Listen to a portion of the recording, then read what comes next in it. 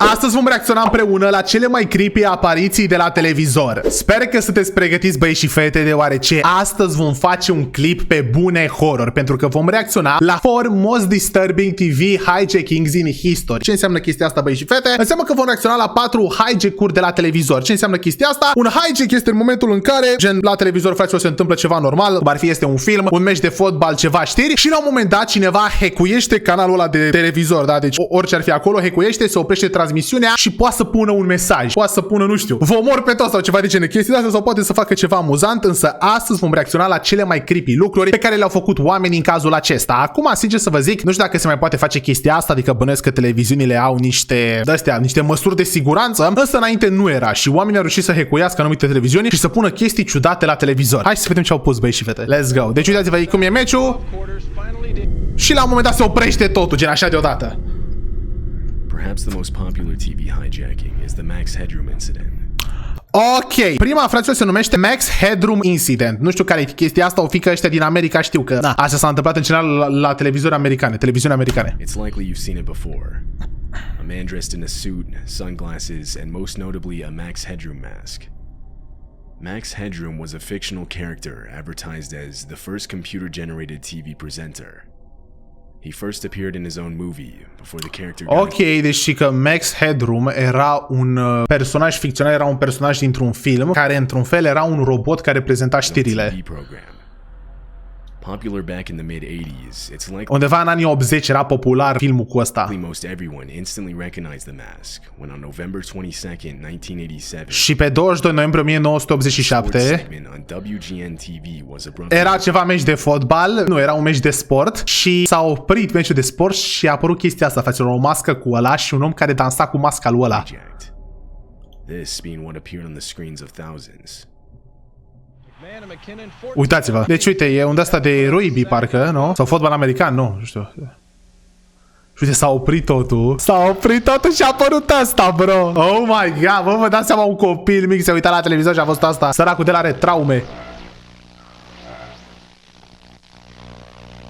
Holy shit, băieți și fete, chestia asta chiar e scary, n-am să vă mint. Chestia asta chiar e ciudată, rău de tot.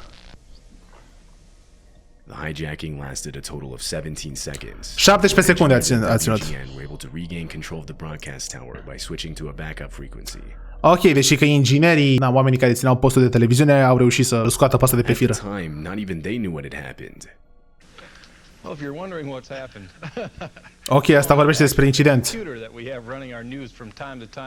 Took off and went wild. So what we're going to do is start over from the top of the Bears and tell you once again about the 30-10 victory they had over the. Ok, acum prezintă știrea, zice că au câștigat Bears 30-10, nu știu ce, dar zice că a avut pur și simplu a fost o problemă la un calculator. We'll show you from the top and show you again. The video itself shows the man in the Max Headroom mask swaying erratically, all while the background rotates from side to side. This is seemingly to recreate the look from the actual Max Headroom show, which features a similar background. Uite, așa era show-ul, băieți și fete, așa era filmul de unde e acest personaj. During the hijacking, a distorted buzzing sound can be heard. S-a auzit și un sunet ciudat. Successfully hijacked. However, on that same day, a few hours later, a different station, WTTW, was also hijacked by the same group. Oh my god, ceva ore mai târziu, băieți și fete, alt post de televiziune a fost hackuit. And this time there was audio. Și de data asta era și cu sunet. Uite, era...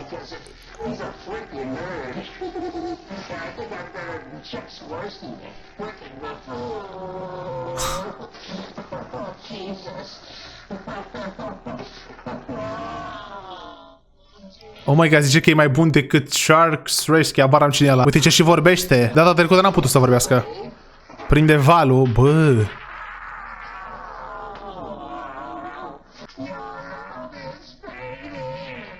Bro, ce e asta?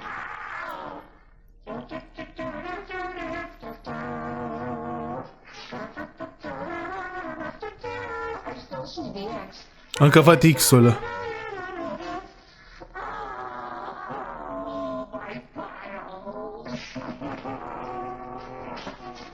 Oh my god, bro, ce e asta?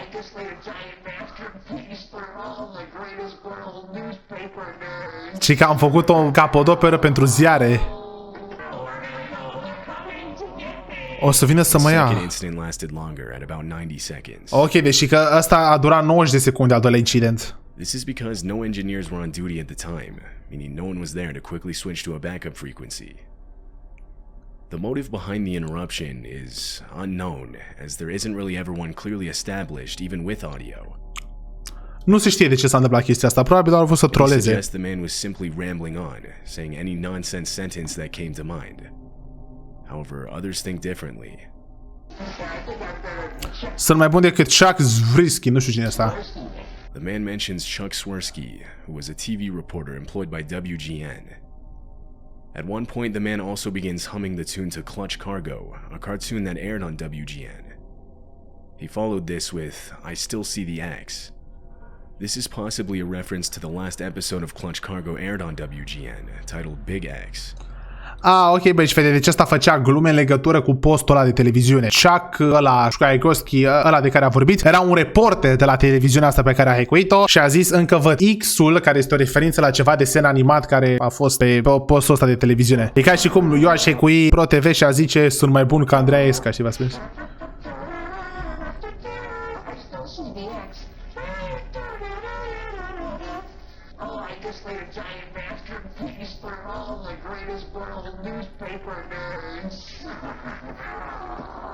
Additionally, the man mentions how he made a giant masterpiece for all the greatest world Bro, ce ciudat! He likely meant world's greatest newspaper, or WGN, the first station that was hijacked. Perhaps he felt wronged by the station in some way, and the hijacking was deliberately created for and against WGN. Ok, deci se pare că ăsta avea ceva cu WGN e ăla pe care i-a hackuit. Maybe everything he said was all nonsense. Whatever the case, the FBI immediately started an investigation. FBI a făcut o investigație. Confident they would be able to find whoever was responsible for the interference. But the odds, I'd say, if a guy continues to involve himself either sporadically or continuously. Bă, voi n-aveți altă treabă, bro, decât să las pe unul care întrerupe desene. Months, years, and now even decades have passed with no sign of who's behind the Max Headroom mask. Și nu se știe cine a hackuit asta, logic. Sunteți capabili de what's shown in the video.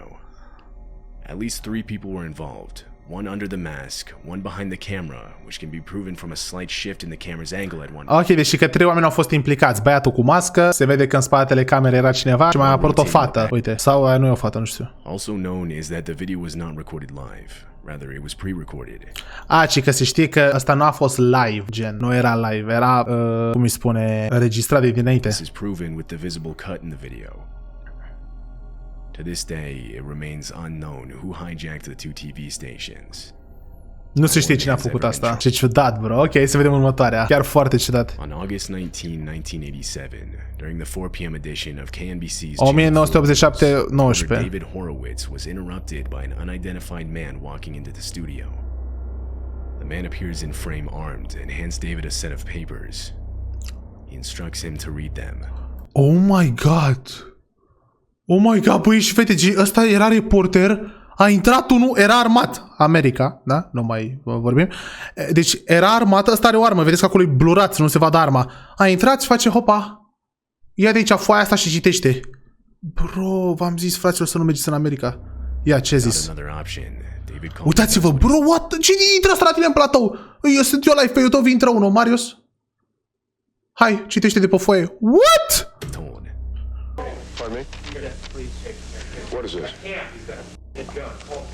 Sună la poliție. Sună la poliție acum. All right, well, let me read this. Folks, we have someone on the set who's standing here and would like me to read this Ia, hai, ce zice? this copy which was just Vedeți-vă la ciudatul ăsta. You want to tell me your name or not? What is it? And Gary, where are you? Gary Stallman îl cheamă. S-a întrerupt. S-a întrerupt, logic.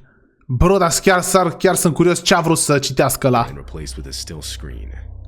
But thousands of people had already witnessed it live, and police were immediately flooded with calls from viewers. Monitors in the studio clearly indicated they were no longer on the air, but the reporters desperately tried to convince the man he was still on. He believed them and continued to let David read. I was warned in 1981 by someone with connections at the CIA to stay off the computer. Ah, ok, deci că ăștia nu mai erau live. Asta e filmare de după, nu mai erau live. L-au convins pe prostul ăsta că erau live. Și zice ceva de CIA în 1981. That they didn't trust people on computers. When I began receiving disturbing calls from my parents, which led me to believe that something terrible was going on. I was then forced into a mental hospital in Tallahassee, where I learned that my brother-in-law had been driven insane in the same manner that someone was trying to do to me. After minutes Ok, zice ceva, fraților, că oamenii de la CIA cred că oamenii cu calculatoare sunt răi și că după am fost băgat în ceva spital de nebuni. Se vede cum o latura after asta. this, David finally finishes reading the statement, at which point the man sets down his weapon and it's revealed that it was only ever an empty BB gun. Police entered the studio and immediately arrested the guy. Acum și-a dat toată lumea seama că de fapt era goală arma, nu îl împușca. N-are sens, bro. He managed to get in the studio as a guest to an employee. His father, Max Stolman, would sometimes work for KMBC as a reporter. Once inside, Cum îi zice, taică-su că odată era reporter aici și de-aia a reușit să intre înăuntru. Gary waited for the channel to go live before walking into frame. Now, written on the paper Gary wanted read, it turned out to be a nonsense statement on the CIA, alien life, and other conspiracy type stuff. Ok, deci erau ceva chestii de conspirație, băi și fete, ceva cu extraterestri, chestii ciudate. The man who has appeared on KMBC for the past 3 years is not my biological father. He is a clone, a double created by the Central Intelligence Agency. Și v-am zis, fraților, că, cum îi zice, taică era reporter și face omul care apare de 3 ani la televizor, nu e tatăl meu biologic, e o clonă. Alien forces. E ceva extraterestru. Of a greater plot to overthrow the United States government and possibly the human race itself. Ci că și scopul lor este să dea jos guvernul din SUA și să scape de rasa umană. Gary was sent to a county jail as he awaited trial. He was found mentally ill and was arranged to get the help he needed. His father later made a statement on the incident, reading, "I do have a sick son. He has been hospitalized a number of times. I'm just thankful he wasn't shot." Și că mă bucur că nu l-a împușcat nimeni și doar e bolnav, zice taică-su. Hai să mergem departe. 2007 iulie. WJLA, a TV station in Washington, D.C., was abruptly interrupted from its regular programming. Everything was going as usual, when all of a sudden the screen went black. Și că merge la televiziune, la un moment dat s-a oprit, s-a făcut ecranul negru. Oh, shit, ce e asta? Close-up, a grainy black and white photo of 2 human heads, one smiling, one not. Ăla din stânga zâmbește și că e Joe Rogan, ăla din stânga noastră. Și uite-l și pe ăla. Viewers watching live were confused and honestly creeped out. Toată lumea era confuză și speriată. Unsettling, to say the least. It stayed on screen for several seconds with no movement and no sound, just the image, before abruptly disappearing and returning to the station's regular programming. Many viewers called the station. Mamă, și doar asta s-a întâmplat, bro. Mamă, dar deci cine a pus aia acolo? And made posts online trying to get answers. In response, the cable company ended up releasing an official statement on the incident. They claimed the image was a still frame from an advertisement for the Oprah Winfrey show that was scheduled to play later on. Basically, they reasoned that their system somehow glitched in showing the still frame. Ok, asta ziceau că e ceva reclamă pentru ceva, dar s-a glitchuit sistemul, deci au mințit, probabil. Da, probabil n-au vrut să știe lumea că sunt așa de incapabili încât să fie hackuiți.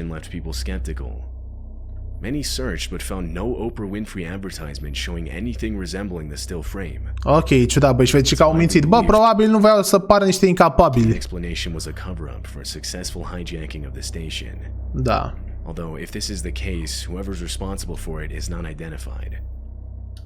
Viewers that had footage of the incident found that after posting them online, they were mysteriously getting taken down. Ok, și că dacă postai asta pe internet erau puse jos. There are no surviving videos left on the internet today, and so footage of the incident is now being treated as lost media.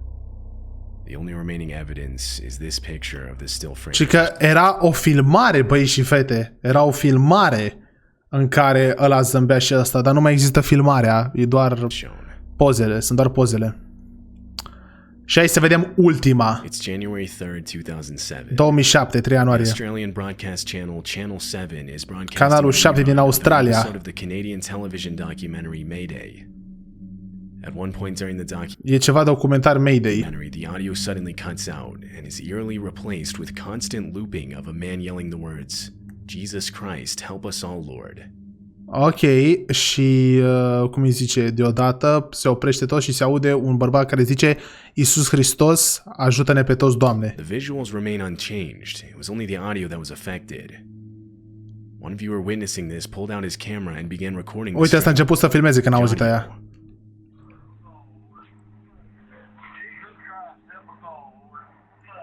Iisus Hristos, ajută-ne. Acum, băieți și fete, sunt de acord cu băiatul ăla. Chiar ar trebui niște ajutori de la frățiorul Iisus, fie vorba între noi. Asta nu mi se pare creepy, băieți și fete. A, deci este numai audio-ul.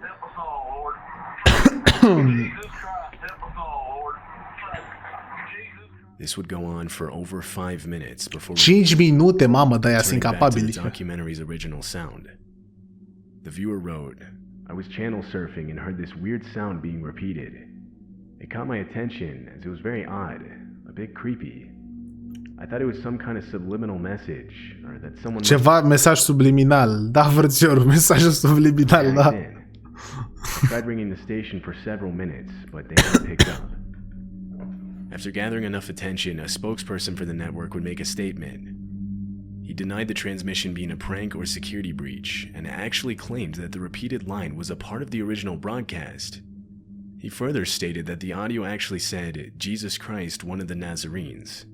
However, there's almost no similarity between the two phrases. Ok, zice Jesus Christ din Nazaret. Ok, deci că ăla zice că așa era documentarul. Nu cred că așa era documentarul și zice că de fapt n-a zis ajută-ne pe toți, Doamne, a zis Iisus Hristos din Nazaret. People took this statement almost as a joke, considering how absurd it was. Bă, ăștia iară, băi, și fete n-au vrut să recunoască că au fost hecuiți, băi, nici nebun. Da, sunt de acord cu băiatul care i-a hecuit. Doamne, ajută-ne. The network didn't want to admit to it. A few independent researchers began an investigation on Au început unii o investigație. And surprisingly, it was actually found. It turns out the audio came from the haunting video of Preston Wheeler reacting to an ambush on his convoy in Iraq. Ah, ok, băi și fete. Oh my god, deci nu este un om care zice asta, este o fază dintr-o altă filmare care era un băiat care era în Irak și era o ambuscadă și se ruga la Iisus. Jesus Christ, help us all, Lord. This attack occurred after the convoy had made a wrong turn down a dead-end street. Uite ce era ceva în război. Ok, are sens. Preston was fortunate enough to make it out alive. Și desigur că frățiorul Preston a ieșit în viață pentru că l-a ajutat The finding of Hristos. this video seemed to raise only more questions, like the reason behind why the hijacker chose to use this audio. Ok, băi și fete, asta nu mi se pare chiar atât de horror. Chiar nu mi se pare Further horror. information would ever be discovered. The whole situation kind of just slowly died down with no real answers. Și toată situația s-a dus jos. The hijacker responsible was never identified. Și nu s-a găsit cine a hackuit asta. În concluzie, băi și fete, o zi și băiatul ăsta, Hristos este rege, dar scrieți la comentarii, fraților, care vi s-a părut cel mai horror. Bă, mie ăsta mi s-a părut cel mai horror, gen. Primul, cu omul ăsta, știi, mai ales audio ăsta, adică nu știi, ciudat, rău de tot, știu că poate el a vrut să fie amuzant, dar și să fie foarte ciudat și creepy. Scrieți și voi la comentarii.